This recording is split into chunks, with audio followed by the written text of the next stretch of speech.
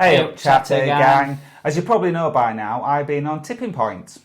So I'm going to grill Tim with some questions so we can all find out all about it. Because he's Colin. He's Tim. And together we are the Chatter Guys. Come on, let's get probing.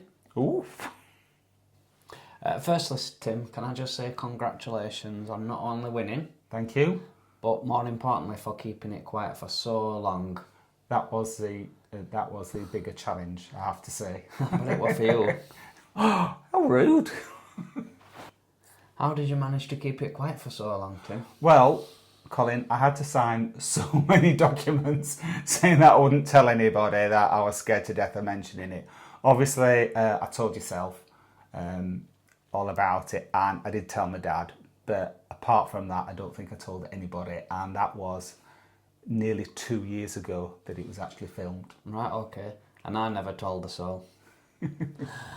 Can you tell us when you first applied to go on the show then? Well, it was, do you remember during lockdown and we weren't allowed to go out? You could only go out for 1 hour a day, so we're all stuck in the house and fed up. And I can't actually remember filling in the application form, but it was just something that popped up in my emails, and I just thought, I haven't got else better to do. Just filled it in. I filled in like a couple of things that popped up. And to be honest, I've forgotten all about it until months later I got a telephone call. Wow. And what made you want to apply then? Were it just a random thing or? It was just to fill in time. My dad, who's in his 90s, is a big fan of the show. He watches it and he tells them when to press a button while he's watching it. So he's keen on it. So I do have a fondness for the show from that point of view. And I do quite like it, but there wasn't any real incentive to apply it. I just did it because I was a bit bored. So then going back to the application process, what is it a long drawn out process? What's the kind of thing you have to do? Well, you have to fill in an application form, first of all. And I vaguely remember some of the things that I put on there. And then I got a telephone call asking whether I was still interested. And I was like, I can't even remember applying. But I went, yes, of course I am. I'm very excited about it. And they said, right, fair enough, we'll give you a call in a few days. And then someone else rang me up and we did a little quiz over the phone. He asked me some quiz questions. And I didn't get them all right. It actually didn't tell me how many I got right or how many I got wrong, but I knew I'd not got them all right. And he went, "Oh yeah, Tim, you seem all right there. I'm happy to put you through to the next stage." And I was like, "All right, thank you very much." Then somebody else rang me up and said, "Oh, I just want to chat." And this guy was over the top enthusiastic, really Okay. over the top, and we were having a chat and he was asking me about various things, what my job was, what my interests were and things like that. And then he went, "Well, Tim," he said, "you seem a little bit quiet to me, you seem a little bit borderline. If we ring you again, can you just put a bit more into it?" And I went, "Yeah, okay, thanks for that." Wow. I put the phone down and I just thought, do you know what? If my normal personality is not enough, I don't want to go on. I don't want to go on like being fake.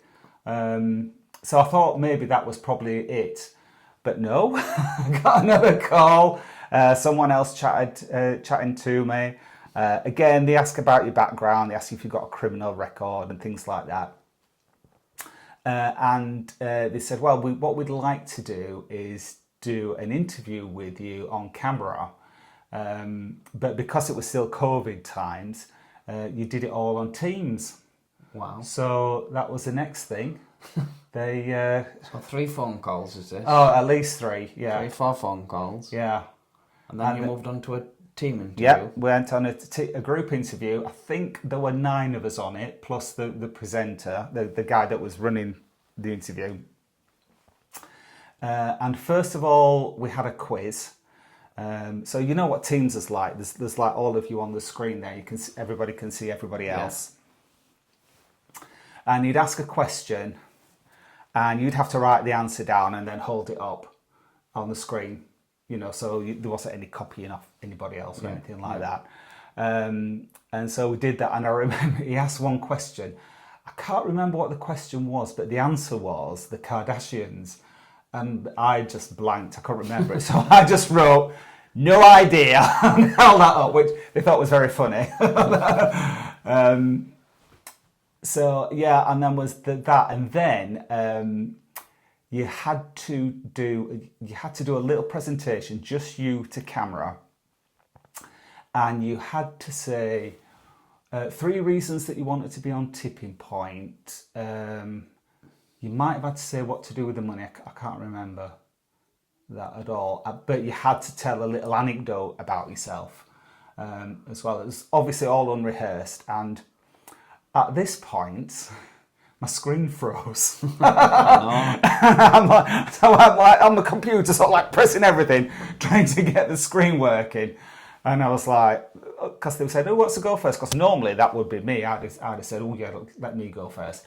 But my screen had frozen. So anyway, it turned out that I was the last to go, and there were the other people that were applying. They were saying things like one girl got a saxophone out and started playing the saxophone. And then another guy said, "Oh, I dressed up as Freddie Mercury once." I was like, "That's not very impressive, is it?" I do that on a normal weekend. And what were your impression you left them? Well, my anecdote, you'll remember this. I said, "I want to tell you the story of when I nearly met Jason Donovan." All right. Okay. And I'll just tell you, chat again, what it was. That it was my birthday, and we'd gone to see Priscilla, Queen of the Desert, hadn't we, at Leeds Grand, and there was a big group of us went, and Jason Donovan was the star. At the interval, we were all stood out at the bar having a drink, and then this guy came up to me. I don't know why. He came up to me and he went, "Excuse me, but we have an audience participation section just after the interval, and I'd like to invite you and 2 of your friends to join us backstage." So I was like, "Oh yes, got being on stage, everybody looking at me, I love it." So I went, and then I asked you to come with me, didn't I? And then our friend Martin. And we were all stood backstage, and then there were another group of people as well that he'd asked various different people backstage. And we were stood backstage, and we were just sitting chatting. Waiting and waiting. Waiting and waiting. And I do remember that I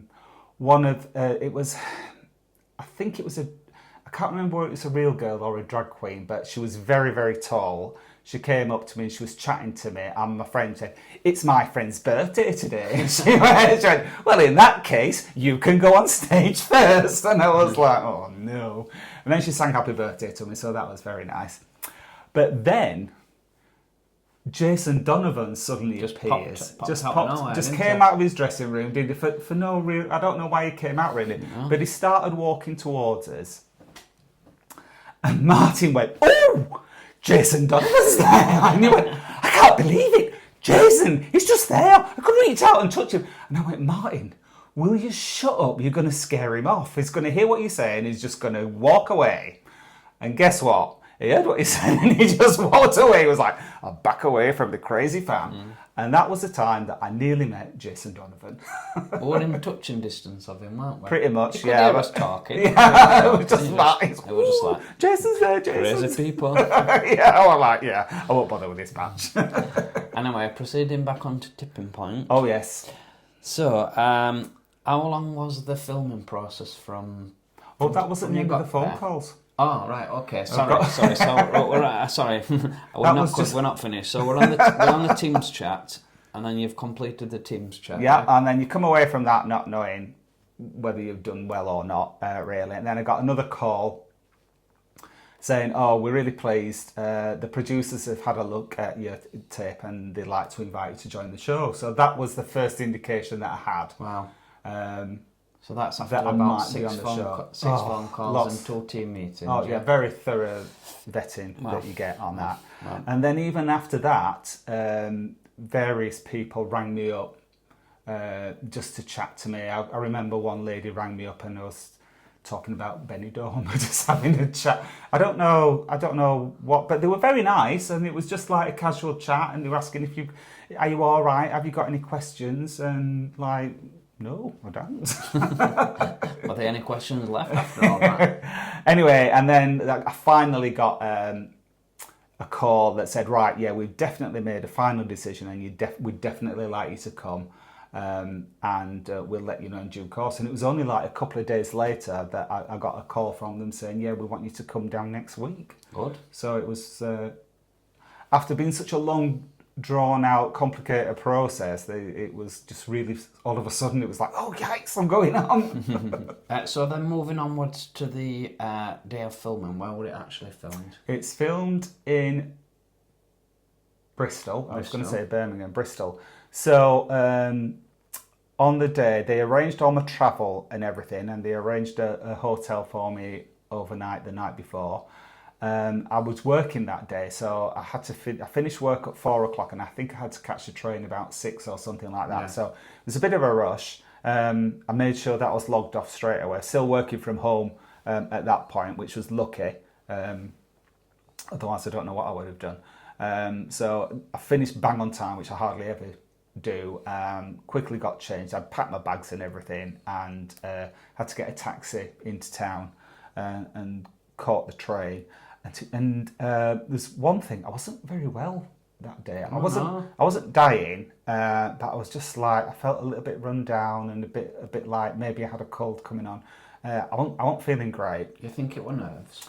No, I don't think it was nerves. No, because the thing is, I still felt poorly afterwards as well. Okay. If it had been nerves, I would have been all right afterwards. And then sitting on the train's not great because you've got all that dry air, that air conditioning, and Bristol's a bloody long way from Leeds. It takes a good 3 hours at least to get there. I got there, it was after 10 o'clock at night. It's chucking it down. I knew the hotel wasn't far from the railway station, so it wasn't worth getting a taxi, but I didn't really know where it was, and I had to do a little bit of walking about trying to find it. I had the Google Maps out, but of course with it raining and everything, anyway I got there eventually. It was a lovely hotel. I messaged you, didn't I? Sent you a picture of what it was like, but it was a really nice hotel. But I just went, and they did give you some money to have dinner, but by that time everything was closed, so I just went to Tesco's and got a bag of crisps. But I was just too tired, and I went to bed. Didn't sleep very well because part of it was I was a bit excited about being on telly, and part of it, you were in a strange bed by yourself. But I got up next day, had the hotel breakfast, and I was being picked up. I think it was about 11 o'clock in the morning. When they film Tipping Point, they do it all day. I think they do like 5 or 6 shows, and it starts really early in the morning and goes on into the evening. So we was quite lucky in that my show was like the middle of the day. I was told what time the taxi was going to pick up.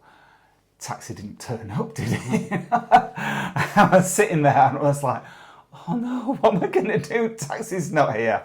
So I had a contact and I rang the studio and I went, oh, the taxi's not here. What should I do? And she went, I'll ring him. Anyway, it turned out the taxi was there, but he didn't know where the hotel entrance was, and it was like it parked like a couple of streets away. So I had to go and find a taxi. Anyway, eventually I got there, and the studio, you think it's right glamorous, don't you, being on telly, but it's quite shabby, really. Quite. The studio itself was lovely, just like you see on telly, but the actual building, it's more like a factory. In fact, I think it was a paintworks or something like that originally. Wow. So sorry, I forgot what the question was. You've been talking so long. Just to remind you of the question again. So how long from when you started, from when getting in the building, did you come out of the building? How long was the process, the filming process? For your show? Well, first of all, they like to settle you in, and they go through all the fine print, the rules and regulations, explaining to you, and then they get one of the, the discs that they have in the machine. They get one of them out so you can have a look at that, and you have a little chat with the other 2 contestants, because there were 3 contestants on the edition that I was in, You have a little chat with them, and then I'll tell you what they were quite strict about, what clothes you could wear. Yes, I remember you telling me about that. I couldn't quite believe that. You had to take 3 outfits with you. So I had a suitcase with me. And you had to take 3 outfits, and they'd have a look at it, and they were like, no, that's no good, that's no good. And I was like, I'm going to be going on naked at this rate. And they went, and I took one jumper that I really did want to wear, and they were like, oh, it's got a bit of blue on us, that. We'll go and ask the producer if it's all right. Anyway, it was all right, was this. So there was that you had to do.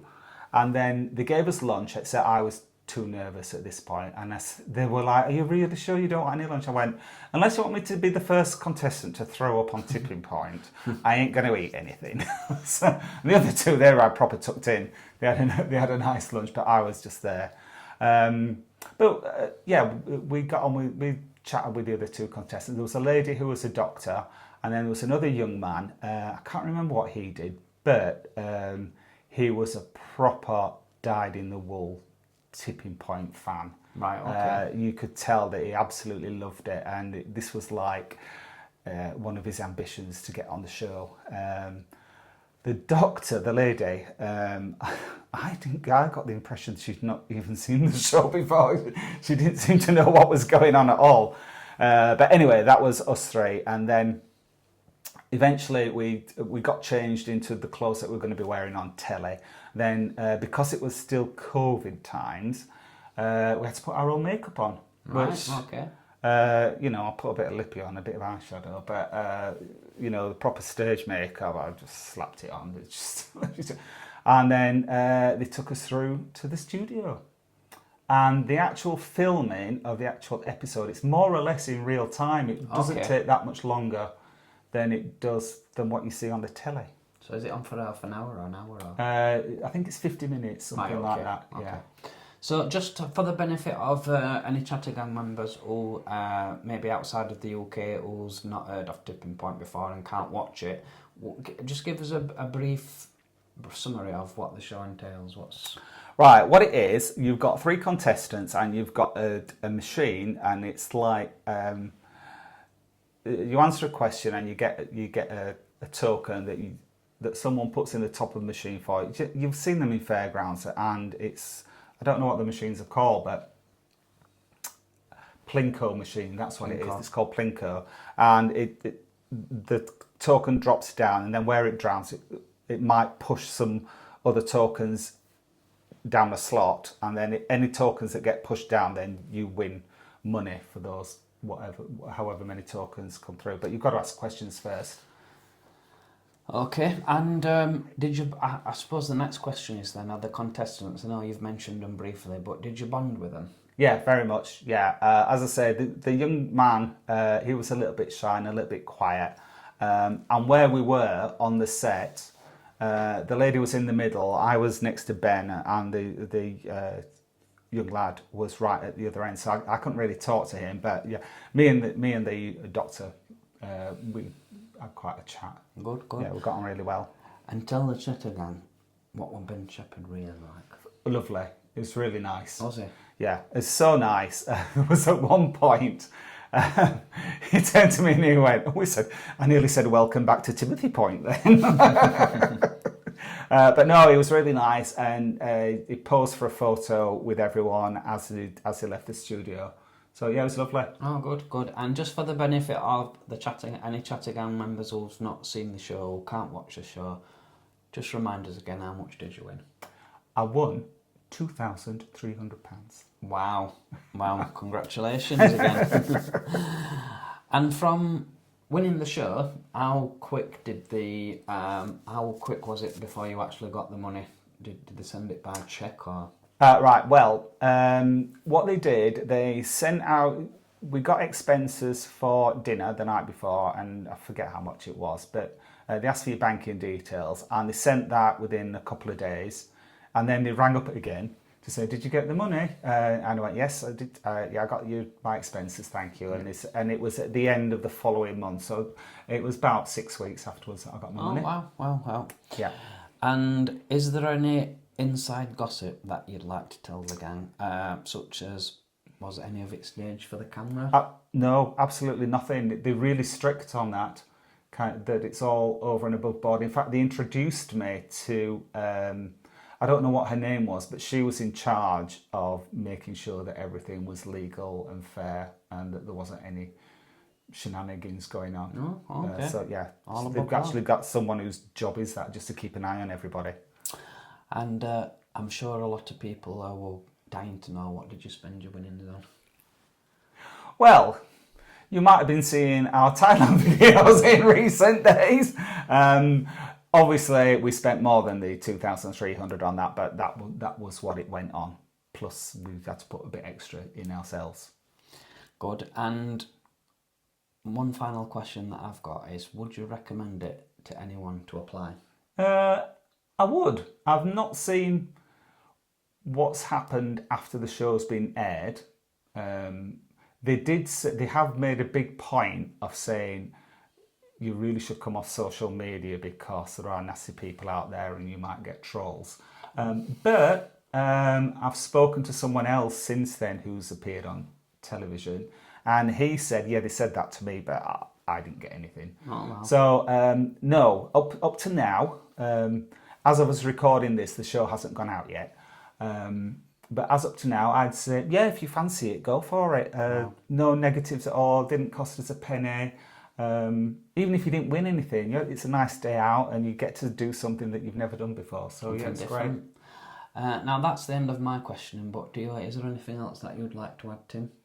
Nope, I think that's everything that I wanted to tell you. Thank you very much. You did an excellent job, Colin. You're welcome. We hope that you found this insight into tipping point interesting, and if you have, please give us a thumbs up. And if you are new to the channel and don't want to miss out on any of our future videos, then please subscribe because it'll cost you absolutely nought. Thanks for watching, Chatter Gang. We'll catch you on the next one. Bye. Bye-bye. Hey up, Chatter Gang. That's the first outtake.